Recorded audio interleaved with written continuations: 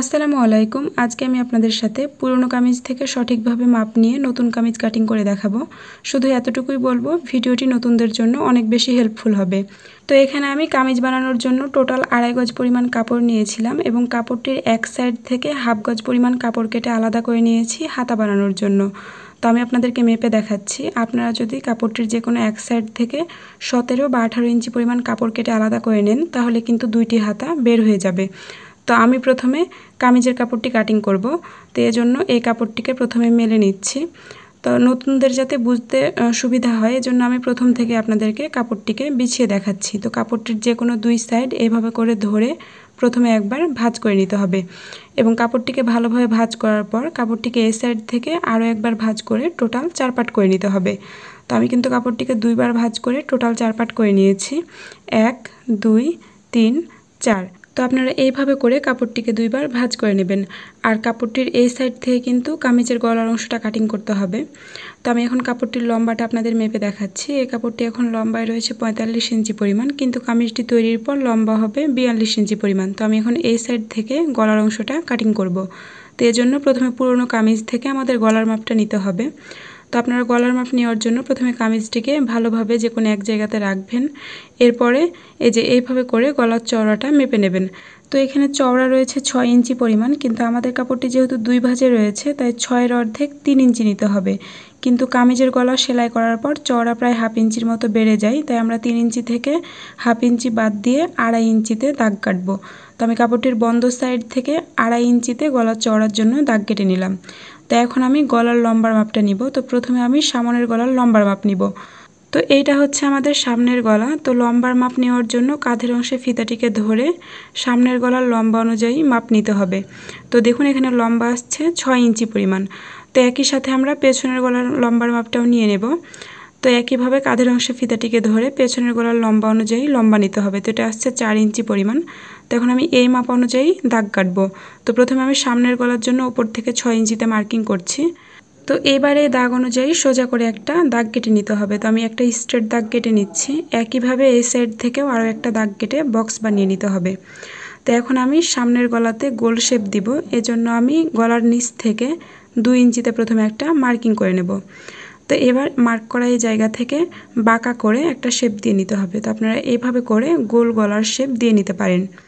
তো একইভাবে পেছনের গলার অংশটিও কাটিং করতে হবে। তো পেছনের গলার লম্বা রাখবো 4 ইঞ্চি পরিমাণ, তাই ওপর থেকে 4 ইঞ্চিতে একটি মার্কিং করে এখানেও একটা শেপ দিয়ে নিব। তো আপনারা কিন্তু ভিডিওটা না টেনে পুরোটাই দেখবেন, নাহলে কিন্তু অনেক কিছু মিস করতে পারেন।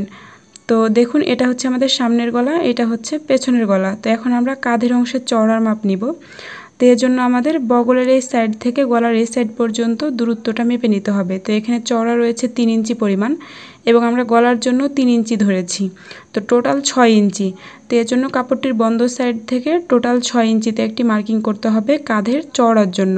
তো আমি 6 ইঞ্চিতে একটি মার্কিং করে নিচ্ছি। তো আমরা কাঁধের চওড়া যতটা নিয়ে থাকি তার চাইতে 1 ইঞ্চি বেশি নিই আর্মহোল বা বগলের লম্বার জন্য। তো আমি উপর থেকে 7 ইঞ্চিতে একটি মার্কিং করে সেখানে সোজা করে একটা দাগ কেটে নিচ্ছি।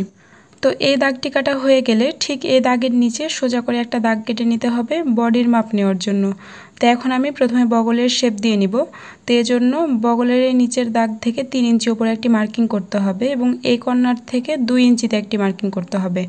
তো এবার এই যে এই দাগের সাথে এভাবে করে নিচের দাগটিকে মিলিয়ে দিতে হবে। তো আপনারা এইভাবে করে আর্মহোলের একটা শেপ দিয়ে নেবেন। তো এরপর আমাদের পুরনো কামিজ থেকে বডির মাপটা নিতে হবে। তো আর্মহোলের 2 সাইড এইভাবে করে ধরে বডির মাপটা নিয়ে নেবেন।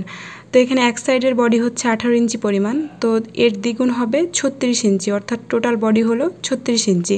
তো আমাদের কাপড়টি যেহেতু 4 পাটে রয়েছে তাই 36কে 4 দিয়ে ভাগ করতে হবে। তো 36কে 4 দিয়ে ভাগ করলে হয় 9 ইঞ্চি এবং আমরা আরও 1 ইঞ্চি নিব এক্সট্রা সেলাইয়ের জন্য। তো আমি কাপড়টির বন্ধ সাইড থেকে টোটাল 10 ইঞ্চিতে একটা মার্কিং করে নেব। তো এতটুকু হওয়ার পর আমাদের বডি থেকে 7 ইঞ্চি নিচে পেটের জন্য দাগ কাটতে হবে। তো দেখুন আমরা আর্মহোলের জন্য 7 ইঞ্চি ধরেছিলাম, এজন্য আমরা বডি থেকেও 7 ইঞ্চি নিচে পেটের জন্য মার্কিং করছি। তো আপনারা কাপড়টির ওপর থেকে আর্মহোলের জন্য যতটুকু লম্বা নেবেন বডি থেকে পেট পর্যন্ত ঠিক ততটুকুই লম্বা রাখবেন। তো এখন আমি পেটের চওড়ার জন্য দাগ কাটবো। তো এখানে আমি বডির জন্য ঠিক যতটুকু চওড়া নিয়েছিলাম তার চাইতে 1 ইঞ্চি কম নিব পেটের চওড়ার জন্য, তাহলে আমাদের কামিজটি ফিটিং হবে। তো আমি বন্ধ সাইড থেকে 9 ইঞ্চিতে একটি মার্কিং করলাম। তো এখন আমাদের পেটের এই দাগ থেকে আরও 7 ইঞ্চি নিচে কামিজের কোমর বা হিপের জন্য দাগ কাটতে হবে। তো এখানে প্রথমে আমি সোজা করে একটা দাগ কেটে নিব। তো আপনারা এই হিপের চওড়াটা চাইলে বডির সমান রাখতে পারেন, কিন্তু সকলের হিপের চওড়া যেহেতু বডির সমান হয় না, তাই এটা আমি পুরনো কামিজ থেকে মেপে নিচ্ছি। তো এই যে হিপের এই দুই অংশ এভাবে করে ধরে কোমর বা হিপের চওড়াটা মেপে নিতে হবে। তো এখানে চওড়া রয়েছে টোটাল 19 ইঞ্চি পরিমাণ। তো 19কে 2 দিয়ে গুণ করলে হয় 38 ইঞ্চি, অর্থাৎ টোটাল চওড়া হবে 38 ইঞ্চি। তো আমাদের কাপড়টি যেহেতু 4 ভাঁজে রয়েছে, তাই 38-এর 4 ভাগের 1 ভাগ হয় 9.5 ইঞ্চি, এবং আমরা আরও 1 ইঞ্চি নিচ্ছি এক্সট্রা সেলাইয়ের জন্য। তো টোটাল 10.5 ইঞ্চি নিলাম। তো এবারে দাগগুলোকে একসাথে মিলিয়ে দিতে হবে। তো দেখুন আমাদের কিন্তু কামিজের ওপরের অংশটুকু বডির মাপ অনুযায়ী ড্রয়িং করা হয়ে গিয়েছে। এখন আমরা নিচের অংশের মাপ নিব এবং নিচের অংশটুকু কোমরের দাগের সাথে মিলিয়ে দেব। তো পুরনো কামিজ থেকে প্রথমে আমাদের নিচের অংশের চওড়া বের করতে হবে। তো এখানে নিচের অংশের চওড়া রয়েছে 24 ইঞ্চি পরিমাণ। তো কাপড়টি যেহেতু ভাঁজ হয়ে আছে, তাই 24-এর অর্ধেক নিতে হবে। তো 24-এর অর্ধেক হয় 12 ইঞ্চি, এবং আমরা আরও 1.5 ইঞ্চি নিব এক্সট্রা উল্টো সাইডে উল্টানোর জন্য। তো আমরা টোটাল 13.5 ইঞ্চিতে একটি দাগ কেটে নিলাম। তো এখন আমাদের কোমরের দাগটিকে নিচের দাগের সাথে মিলিয়ে দিতে হবে। তো আমি সোজা স্কেল দিয়ে এইভাবে করে দাগটিকে মিলিয়ে দিচ্ছি। তো কামিজ সেলাই করার পর অনেকেরই কামিজের কোনা বের হয়ে থাকে। তো কোনার অংশটি যেন বের হয়ে না থাকে, এজন্য কর্নার থেকে 1 ইঞ্চিতে একটা মার্কিং করতে হবে, এবং এই জায়গাতে রাউন্ড করে একটা শেপ দিয়ে নিতে হবে। তো আপনারা ঠিক এইভাবে করে একটা শেপ দিয়ে নেবেন, তাহলে কামিজের আর কোনাটা বের হয়ে থাকবে না। তো এখন আমরা কামিজের সামনের পার্টের জন্য তালপাট কাটিং করব। তো তালপাট কাটার জন্য আগের দাগের মিডিল পয়েন্ট থেকে 1 ইঞ্চি নিচে একটা মার্কিং করতে হবে, এবং এই দাগের সাথে দুই সাইড এইভাবে করে বোট শেপে মিলিয়ে দিতে হবে। তো আপনারা এইভাবে করে সামনের পার্টের জন্য তালপাটটা ড্রয়িং করে নেবেন। তো এখন আমি কামিজের কাপড়টা কাটিং করব। তো প্রথমে আমি পেছনের পার্টের গলা এবং আর্মহোল সহ পেছনের অংশটা কাটিং করে নেব। দেন পেছনের পার্টটিকে আলাদা করে নিয়ে সামনের পার্টের গলা এবং তালপাটের অংশটা কাটিং করব। তো এই পর্যন্ত কাপড়টিকে কাটিং করার পর পেটের এই দাগের কাছে কাপড়টিকে এইভাবে করে ধরে কোনা করে কিছুটা কাপড় কেটে নিতে হবে। একইভাবে হিপ বা কোমরের এই দাগের কাছেও কোনা করে একটু কাপড় কেটে নিতে হবে। তো সেলাইয়ের সুবিধার জন্য আপনারা পেটের এবং কোমরের দাগ অনুযায়ী কিছুটা কাপড় কেটে মার্কিং করে নেবেন। তো একইভাবে কর্নারের অংশটুকুও কেটে ফেলতে হবে, তাহলে আর কামিজের কোনার অংশটা বের হয়ে থাকবে না। তো কামিজের ফিটিং ভালো পাওয়ার জন্য আপনারা চাইলে 1/2 ইঞ্চিতে একটু শোল্ডার ডাউনও করতে পারেন। তো গলা থেকে কাঁধের দিকে স্কেলটিকে 1/2 ইঞ্চিতে বাঁকা করে ধরে এইভাবে করে কাপড়টা কেটে নিতে হবে, তাহলে কামিজের ফিটিংটা ভালো আসবে। তো এখন আমি ভেতর থেকে পেছনের পার্টটিকে আলাদা করে নেব, এবং সামনের পার্টের কাপড়টিকে ভালোভাবে সমান করে ভাঁজ করে সামনের পার্টের গলা এবং তালপাটের অংশটা কাটিং করব। তো এইভাবে করে আপনারা প্রথমে পেছনের অংশটা কাটিং করে বের করে নেবেন, এরপরে সামনের পার্টের গলা এবং তালপাটের অংশটা কাটিং করবেন, এবং খেয়াল রাখবেন কখনোই কিন্তু প্রথমেই সামনের অংশটা কাটিং করা যাবে না। তো দেখুন আমাদের কিন্তু কাপড়টি কাটিং করা হয়ে গিয়েছে। তো এখন আমরা গলার পট্টির জন্য কাপড় কাটিং করব। তো এখানে আমি বাড়তি এক টুকরো কাপড় নিয়ে নিয়েছি এবং কাপড়টিকে একবার ভাঁজ করে নিয়েছি। তো এখন আমরা যে গলার জন্য পট্টি কাটিং করব, সেই গলাটিকে কাপড়টির উপর এভাবে করে রাখতে হবে, এবং গলার খোলা সাইড এবং কাপড়ের খোলা সাইড একই দিকে থাকবে। তো কামিজের কাপড়টিকে ভালোভাবে রাখার পর কামিজের গলার মাপ অনুযায়ী নিচের কাপড়টিতে ড্রয়িং করে নিতে হবে। তো ড্রয়িং করা হয়ে গেলে কামিজের কাপড়টিকে সরিয়ে নিতে হবে, এবং আগের দাগ থেকে 1.5 ইঞ্চি বাইরে আরও একটি মার্কিং করতে হবে। তো আমি কিছু দূর পর পর 1.5 ইঞ্চিতে মার্কিং করে নিচ্ছি। তো মার্কিং করা হয়ে গেলে এবার এই দাগগুলোকে একসাথে মিলিয়ে দিতে হবে। তো আমি পেছনের পার্টের জন্য এখন গলার পট্টি কাটিং করছি, একইভাবে কিন্তু সামনের পার্টের জন্য পট্টির অংশটা কাটিং করতে হবে।